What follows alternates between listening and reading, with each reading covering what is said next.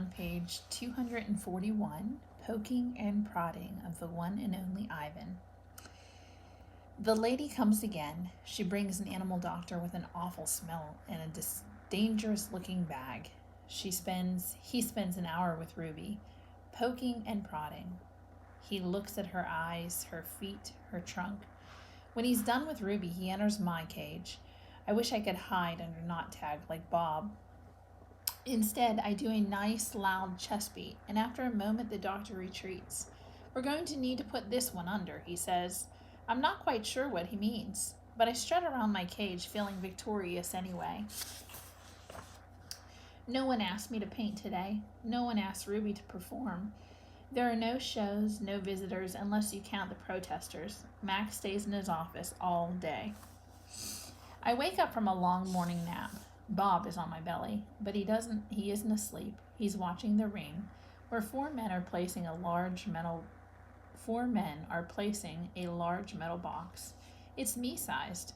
What's that? I ask, still blurry from sleep. Bob nuzzles my chin. I believe that box is for you, my friend. I'm not sure what he means. Me? They brought me in a bunch of boxes while you were sleeping.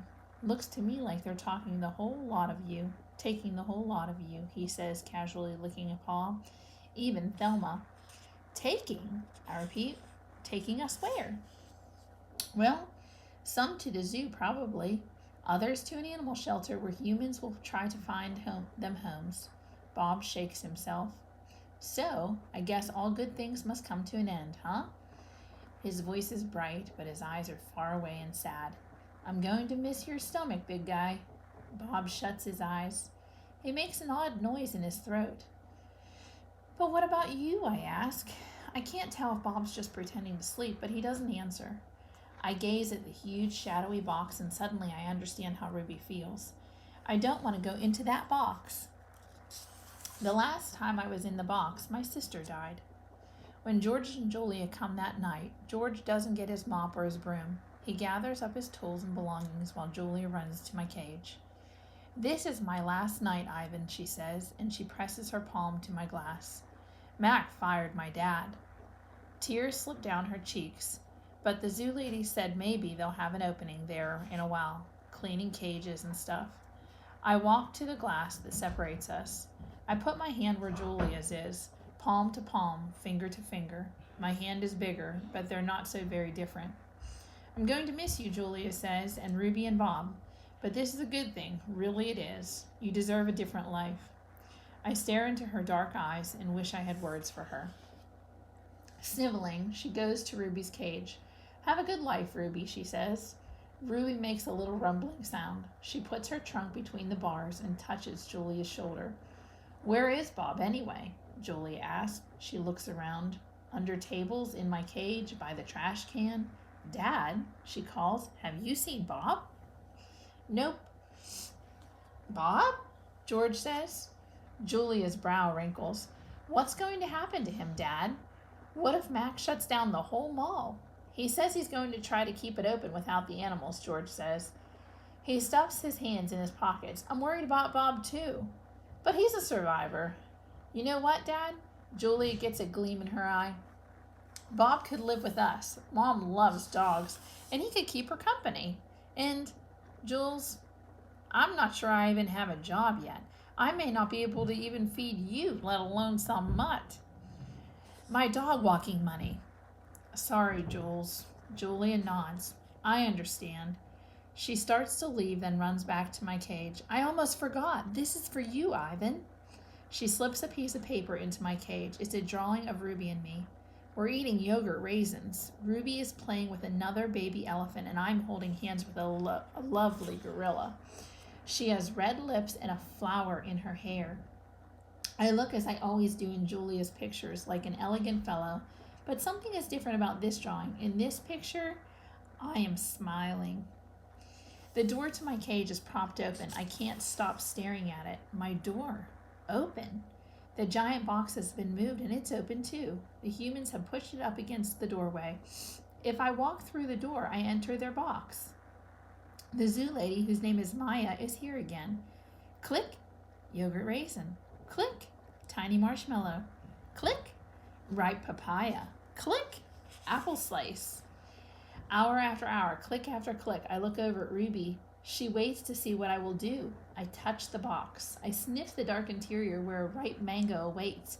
Click, click, click. I have to do it. Ruby is watching me from between the bars of her cage, and this box is the way out. I step inside. After I leave the box and step back into my cage, I get an idea, a good one. I tell Bob he can sneak into my box with me and live at the zoo. Have you forgotten? I'm a wild beast, Ivan, he says, sniffing the floor for crumbs. I am untamed, undaunted. Bob samples a piece of celery and spits it out. Besides, they'd notice. Humans are dumb, but they're not that dumb. Ivan, Ruby says, do you think the other elephants will like me? I think they'll love you, Ruby. You'll be part of the family. Do you think the other gorillas will like you? Ruby asks. I'm a silverback, Ruby, a leader.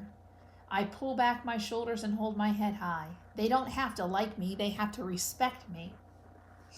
Even as I tell her this, I wonder if I can ever command their respect. I haven't had much practice being a real gorilla, much less a silverback. Do you think the other elephants will know any jokes?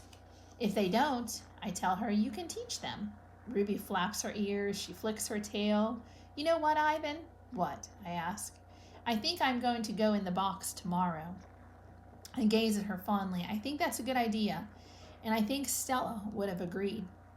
Do you think the other elephants will know how to play tag? I love tag. Me too, I say. I think of my nimble sister racing through the brush, always just out of my reach. Late at night, Mac opens my cage. The full moon falls on his sagging shoulders. He seems smaller somehow. Bob, instantly alert, leaps off my stomach and dives under knot tag. Don't bother hiding, dog, Mac says. I know you sleep in here. Mac settles onto my tire swing. Might as well stay one more night. Your buddy's leaving tomorrow. Tomorrow? My stomach drops. I'm not ready. I need more time. I haven't said my goodbyes. I haven't thought this through. Mac pulls a small photo out of his shirt pocket. It's me when I was young. Mac and I are in the front seat of his convertible. I'm wearing a baseball cap and eating an ice cream cone. I was a handsome lad. But I have to admit, I look ridiculous. Nothing like a real gorilla. We had some laughs, didn't we, Guy? Mac says. Remember when we went on that roller coaster? Or that time I tried to teach you how to play basketball? Mac shakes his head, chuckling. You had a lousy jump shot. He stands, sighs, and looks around, and he puts the photo back in his pocket. I'm going to miss you, Ivan, he says. And then he leaves, and he doesn't look back. Early in the morning, Maya arrives with many other humans. Some have white coats, some have rustling papers. They are hushed, busy, and determined. Ruby enters her box first. I'm scared, Ivan, she calls from inside the box. I don't want to leave you. A part of me doesn't want her to leave either, but I know I can't tell her that. Think of the amazing stories you can share with your new family, I say. Think of all the amazing stories you can share. Ruby falls silent. I'll tell them your elephant joke, she says after a long pause. The one about the refrigerator. I bet they'd like that one. And be sure to tell them about Bob and Julia and me. I clear my throat. And Stella. I'll remember everyone, Ruby says, especially you. Before I can say any more, they roll her cage out to the waiting truck. It's my turn. Bob is hiding in a corner behind my pool. The humans don't even notice him. While they're busy making sure my box is ready, Bob sneaks over. He licks my chin just in case there are any leftovers. You, I whisper, are the one and only Bob. I reach for Knot Tag. She is a limp rag without her stuffing. Dribbles of paint cover her fur.